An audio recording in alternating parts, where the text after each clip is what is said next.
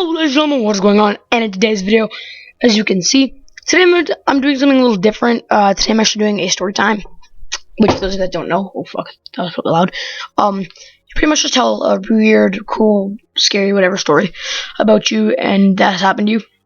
And today I'm going to be doing that. I was originally actually supposed to be recording YouTuber's Life right now, but YouTuber's Life, ever since my last video up, it started lagging and glitching and shit, so the payments haven't been working for the apartment. I have no clue what's going on. I don't know if fucking YouTuber's Life will even be a thing anymore. I really hope it will be, because some of you guys really seem to like that. So, today's story is going to be about Knock Knock Ginger, or for those that don't know what that means, a ding dong ditch. Just instead of ringing a doorbell, you knock on the door. So most of you probably think, oh, you know, not a lot of bad stuff is going to come out of this, considering that I don't live in a huge ass city or whatever. But it actually kind of got pretty scary pretty fast for us. I know it's probably going to sound pretty stupid on your guys' end, but for us it was pretty scary.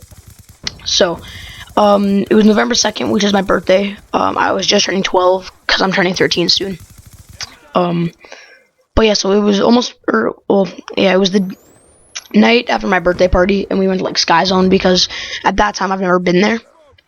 So after we got back from Sky Zone, me and my friend were gonna see if he could spend the night, because he's one of my really close friends, and he could.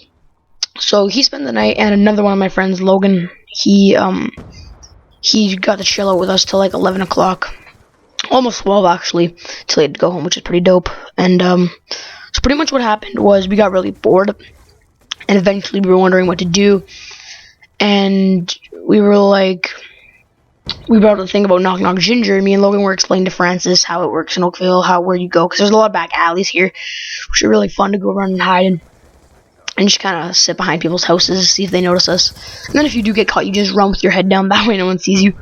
But so Francis agreed to it, and so did Logan. So we went out, knocked on a couple houses, ran away. We did about maybe 3 or 4, and then we got to one house, and it's by like this big mill where the trains and the semis and shit come in to load their grain and stuff. If you guys have ever been to Oakville, you'll know what I'm talking about.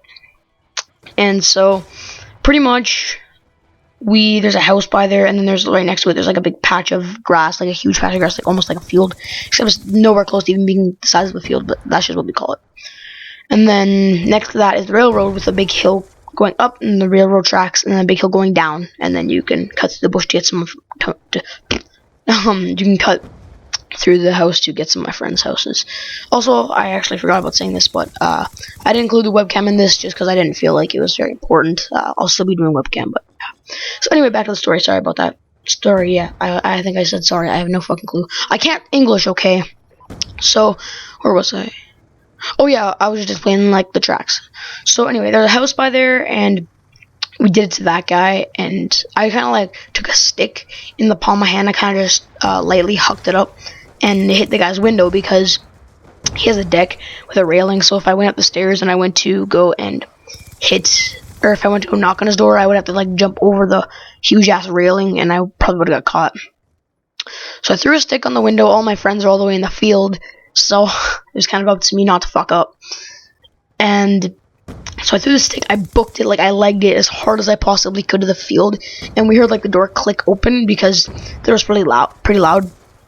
And then we saw this guy come out, and by that time, me and my friends, I guess we all had the same idea, and we looked at each other before we heard the click, and we all just like instantly dropped as hard as we could on our stomachs into the field. That way we're just laying there in the dark, and he wouldn't see us. So we sat there for a couple minutes. He was actually out there probably for about 3 minutes, maybe 5, but it felt like in a fucking eternity. So once he went back in, we thought, shit, man, we gotta go. That was way too close. We almost got caught. We gotta run. And we booked it not backwards, but behind us to the hill, over the tracks, and down to the slope. And we just kind of sat there. And he came back out, and we were wondering why he came back out. And again, for another maybe 5-7 minutes this time. It got a lot longer, and he looked like he was like holding something, as if he had a phone up to his ear, as if he was like calling someone or talking to someone on the line.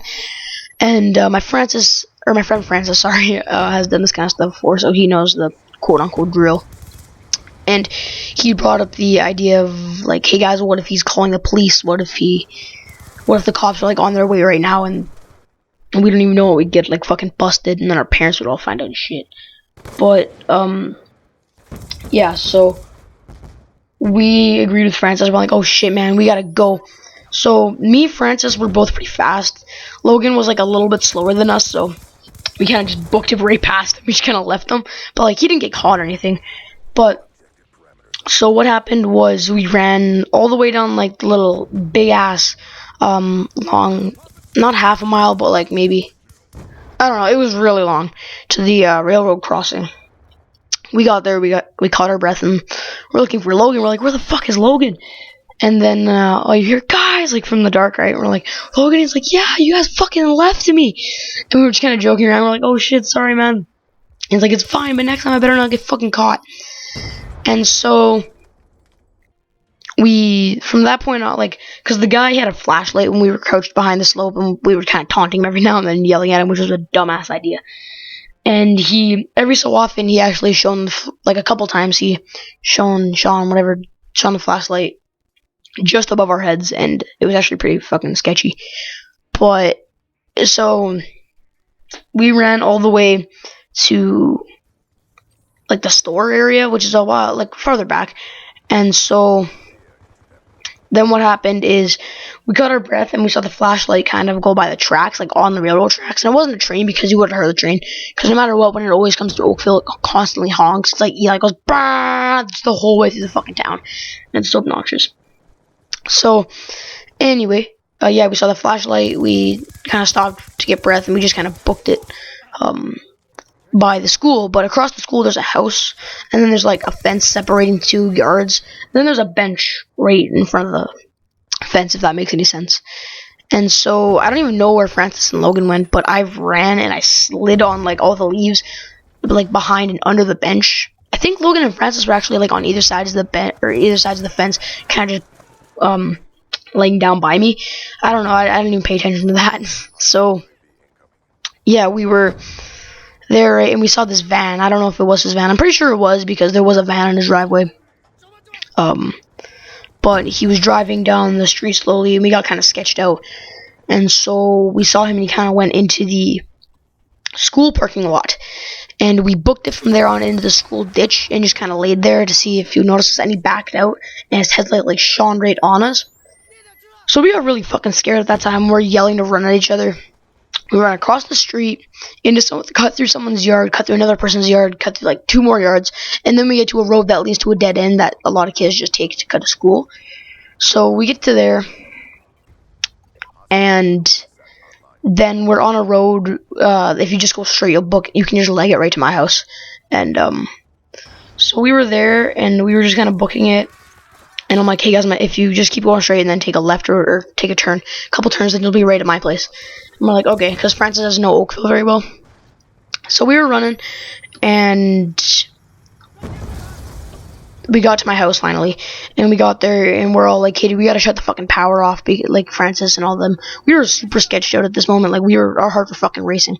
So we shut down every single light in the house. And I know you're probably wondering, where the fuck are my parents? My parents were out at the bar, in like literally the bar is probably like right behind us.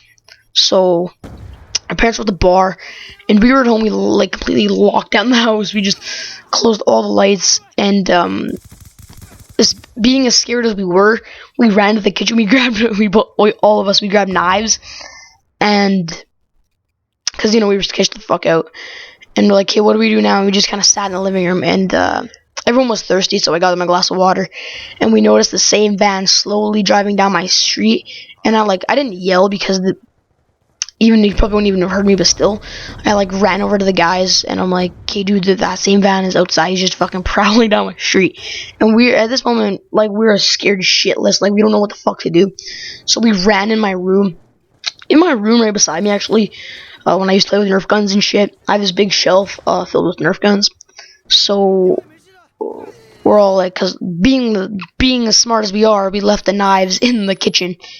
And so the only kind of source of light that we had, because we didn't want to turn anything on, was Logan's MP3, which literally, he turned it on for a bit of light, instantly died. And so then, because like in between our house, there's our house, and then there's our garage, and in between there's a little alley where you can just kind of walk to get to the backyard. And if you pull in the driveway, you can see the lights go through the alley into the backyard. And so, pretty much, we were looking out the back, and we all kind of see this little glimpse of light in the back of the Francis is like, "Did you guys see that?"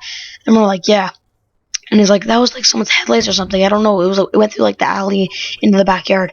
And me and Logan are sitting there on the other side of my room, like by the door.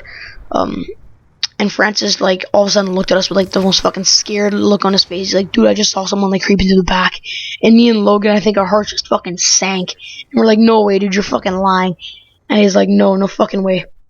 So we instantly ran to my, shelf, and we grabbed these, Nerf guns. Like, I think Francis actually grabbed the, two laser tag guns because they're, like, pointy on the ends. I grabbed a big Nerf gun noob tube, and I don't even know what Logan got. And pretty much we just kind of sat there for a while, and I have a cat, so like the cat was wrestling around the pots and pans, and everyone got scared, and I just kind of told them, "That's my cat." And they were all normal about it. And then we just went in the living room afterwards, and we just kind of sat there.